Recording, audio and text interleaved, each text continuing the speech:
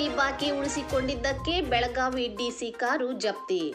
ಗುತ್ತಿಗೆದಾರನ ಬಿಲ್ ಬಾಕಿ ಉಳಿಸಿಕೊಂಡಿದ್ದಕ್ಕೆ Belagavi DC car ಜಪ್ತಿ ಮಾಡಲಾಗಿದೆ. 30 ವರ್ಷಗಳ ಹಿಂದೆ ಗುತ್ತಿಗೆದಾರನಿಗೆ ನೀಡಬೇಕಿದ್ದ ಬಿಲ್ ಬಾಕಿ ಉಳಿಸಿಕೊಂಡಿದ್ದಕ್ಕೆ ಬೆಳಗಾವಿಯ ಜಿಲ್ಲಾಧಿಕಾರಿ ಮೊಹಮ್ಮದ್ ರೋಷನ್ ಅವರ ಕಾರು ಜಪ್ತಿ ಮಾಡಲಾಗಿದೆ.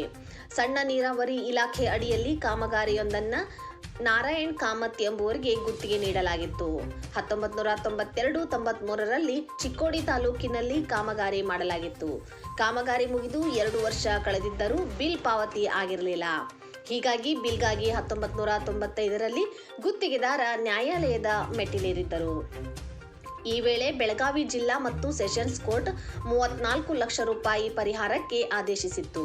ಸ್ಥಳೀಯ ಕೋರ್ಟ್ ಆದೇಶ ಪ್ರಶ್ನಿಸಿ ಸಣ್ಣ ನೀರಾವರಿ ಇಲಾಖೆ ಹೈಕೋರ್ಟ್ ಮೆಟ್ಟಿಲೇರಿತ್ತು. ವಿಚಾರಣೆ ಬಳಿಕ 2024ರ ಜೂನ್ ಒಳಗಾಗಿ ಗುತ್ತಿಗೆದಾರನಿಗೆ ಬಡ್ಡಿ ಸಮೇತ ಅರ್ಧ ಬಿಲ್ ಪಾವತಿ ಮಾಡುವಂತೆ ಹೈಕೋರ್ಟ್ ಕೂಡ ಸೂಚನೆ ನೀಡಿತು.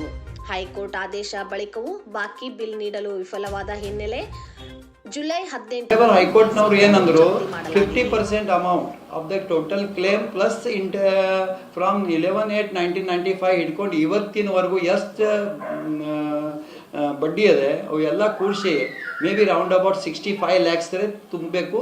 ಅದು 6 ವಾರಲ್ಲಿ ತುಂಬಬೇಕು ಅಂತ ಕಂಡೀಷನ್ ಹಾಕಿದ್ರು. 6 ವಾರ ಅಂದರೆ 2 ಜೂನ್ ಲಾಸ್ಟ್ ಆಗ್ತಿತ್ತು.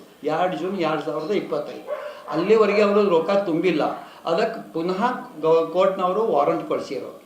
ನಾನು ಇರಿಗೇಷನ್ ಡಿಪಾರ್ಟ್ಮೆಂಟ್ ಕಡೆ ಹೋಗಿ ಹಿಂಗೆ ಇದೆ ತಾವು ತುಂಬ್ರಿ ಅಂತ ಈಗ ಮನವಿ ಮಾಡಿದಾಗ ಅವರು ಏನು ದಾದ್ ಮಾಡಲಿಲ್ಲ. ಡಿಸಿ ಕಚೇರಿಗೆ ಹೋದರೆ ಅವರು ಇರಿಗೇಷನ್ ಡಿಪಾರ್ಟ್ಮೆಂಟ್ದು ಅದೇ ನಮ್ಮದು ಏನು ಸಂಬಂಧ ಇಲ್ಲ ಅಂತ ಅಂದರು. ನಾ ಹೇಳಿದ್ರು ನೀವು ಕೂಡ ಅದ್ರಾಗ ಪಾರ್ಟಿ ಇದ್ದೀರಿ, ನೀವು ಆಲ್ಸೋ ಜಾಯಿಂಟ್ಲಿ ಆ್ಯಂಡ್ ಸೆವರಲಿ ಲಯಬಲ್ ಇದ್ದೀರಿ ಅಂತ ಹೇಳಿದ್ರು ಅವ್ರು ಕೇಳಲಿಲ್ಲ.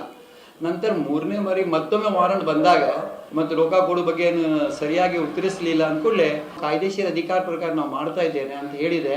ಆಮೇಲೆ ಬೆಲೀಫ್ ಅವರು ಬಂದು ಅವ್ರು ಕಾರ್ ಜಪ್ತ್ ಮಾಡ್ಕೊಳಕ್ಕೆ ಪಂಚನ ಕರೆಸಿ ಕಾರ್ ಜಪ್ತ್ ಮಾಡಿ ಕಾಯ್ದೆಶೀರ ಪ್ರಕ್ರಿಯೆ ಮುಗಿಸ್ಕೊಂಡು ಕಾರ್ ಜಪ್ತ್ ಮಾಡಿ ಕೋರ್ಟ್ ನ್ಯಾಯಾಲಯದ ಆವರಣದಲ್ಲಿ ನಿಲ್ಲಿಸಲಾಗಿದೆ.